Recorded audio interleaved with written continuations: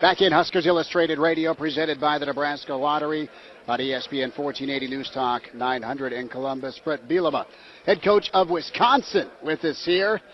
Tell you what, Nebraska fans excited. They're jacked about the first trip being to Wisconsin. They're not exactly, how do I say this? They're not exactly, excited that it's Wisconsin on the road, but they're excited that Wisconsin's on the schedule, Coach. And tell you what, what's it mean to open up with Nebraska? Well, it's a true honor, privilege to have Nebraska coming into our league, and then to welcome them in the first game of the Big Ten is off the charts. I have a tremendous amount of respect for the program. Obviously, my time at Kansas State had a chance to compete against them on a daily basis. Coach Osborne has been an idol of mine ever since I got into college football. I've heard him speak so many times, and now I have him in our meetings last spring were exceptional. Coach Pelini and I go back a long way. He was a GA when I was a player at Iowa, so I've known him for a long time. But to have the opportunity we have in front of us, I can tell you this. Nebraska fans and Wisconsin fans, I think, are a lot alike. They respect the game. They like the way it's played. A long, strong tradition and history. It's just a lot of neat things. I know everybody's saying there's going to be 30, 40, 50,000. I hope there's 100,000 fans that come and experience Madison. Yeah, I think there's going to be a lot of respect between these two teams for a long time. When you look at Nebraska, how do you anticipate their transition from the Big 12 to the Big 10? Big 10 has speed. I don't care what people say nationally. Big Ten's a fast football conference. You look at the number of guys you and other schools put in the NFL. Nebraska, I don't want to say is a finesse football team. They're not. They're physical. But offensively, they're not necessarily just a between the tackles type running team. They try and get outside. They try and use Taylor Martinez's speed on the edge. Can they adapt to Big Ten physicality? 100%. You know why they can adapt? Because they got a good coach. I think as I'm in this business more and more, you learn to expect what you see after watching people on film day after day. And Nebraska fundamentally, especially on defense, they're not a real complicated team. They just do what they do very, very well. Play extremely hard, competitive on all phases of the game, whether it be offense, defense, or kicking game. So I don't think the transition will be all too rough on them. They're a pretty good football team that's proven themselves over the course of time. Well, you look at the Big Ten as a whole, and it's gotten stronger with Nebraska. What do you think about further expansion?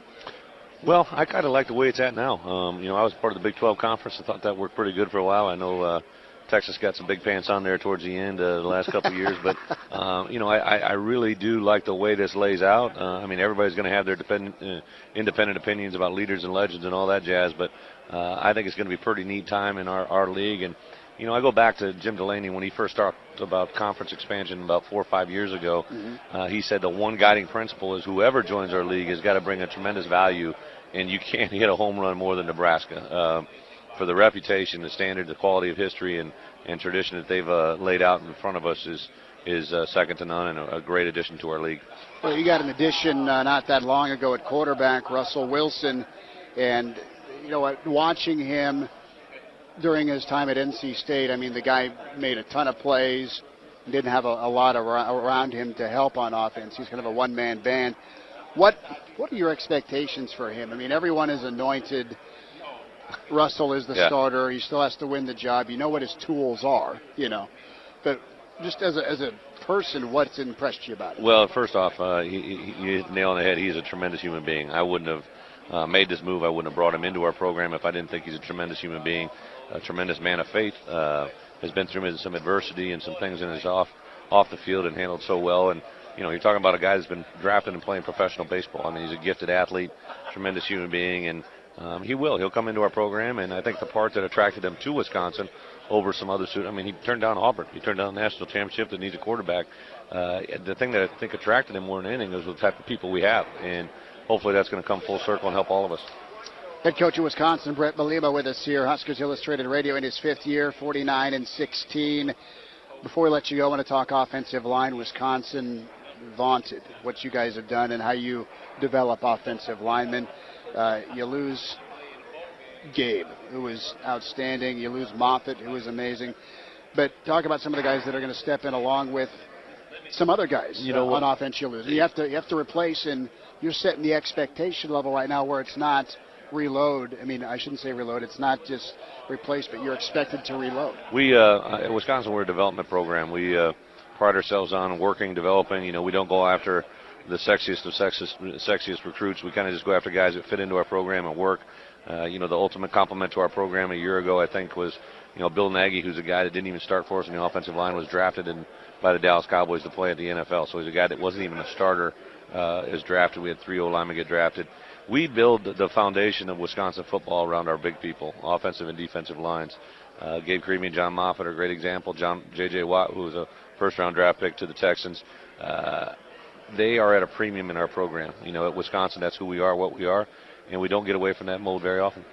Well, Barry Alvarez, former Husker and a guy that's done a great job as athletic director, and when he named his successor, you're his choice, and you've done an amazing job, and you're great for college football. Thank you very much. I think all Nebraska fans should appreciate Coach Alvarez. Is very proud of his time and his history at Nebraska, obviously his degree and his playing career, and he's carried a lot of those things he learned there to Wisconsin, and I think that's why we've had success. If you had a chance to visit with him, he would tell you, first and foremost, all those things he saw success firsthand at Nebraska, he's tried to carry here forward to Wisconsin. We haven't done it as long as you guys, but we're trying to. No, you're right there. And finally, is there a tougher night venue than Camp Randall? I hope so. You give Wisconsin people about 3 or 4 hours extra tailgate hours. They usually capitalize on that. And for all the Nebraska fans coming to Madison, and everybody take in a brat, a cheese curd, and a beer, and you'll fully experience everything we got up there. They'll do several of all three, I think. Coach, take care. Thank you very Appreciate much. It. Back in Huskers Illustrated.